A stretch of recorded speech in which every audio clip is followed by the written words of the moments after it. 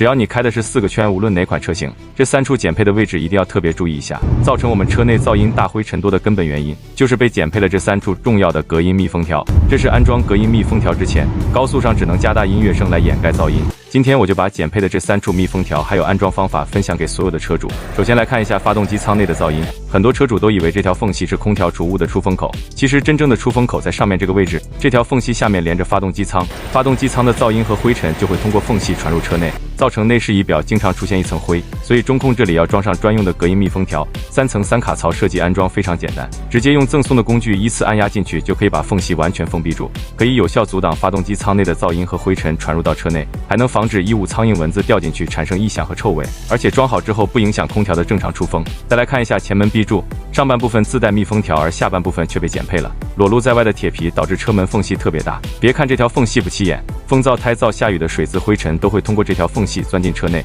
时间长了螺丝链条生锈异响，而且加厚的毛巾都能轻松拽出来，这就是车内噪音大灰尘多的罪魁祸首。我们可以安装这款壁柱密封条，就可以很好的解决这些问题。对着原车预留的位置从上到下依次按压卡上去就好，装好后缝隙被密封的严严实实，雨水、灰尘、噪音都被阻挡在了门外，毛巾用力也拽不出来了。最后就是后门 C 柱，这里更离谱，从上到下完全没有密封性，车门里面全是灰尘，关上车门可以看到连卡片都能轻松塞进去。同样来模拟一下雨天，水渍灰尘轻松进入。最重要的一点就是后面缝隙这个位置离后轮胎特别近，车辆在高速行驶时轮胎的胎噪声都会通过后门缝隙进入到车内，如果给它装上这根 C 柱密封条，那就会完全不一样了，都是原车开模，对着预留好的卡槽贴上去就好。关车门缓冲减震的同时，雨水灰尘也被密封条阻挡在了门外，风噪胎噪自然也就进不去了，整辆车的驾驶舒适性提升了不少，这才是家用豪华车该有的行车质感。如果你也深受车辆噪音和灰尘的困扰，就点击视频左下角给爱车安排上。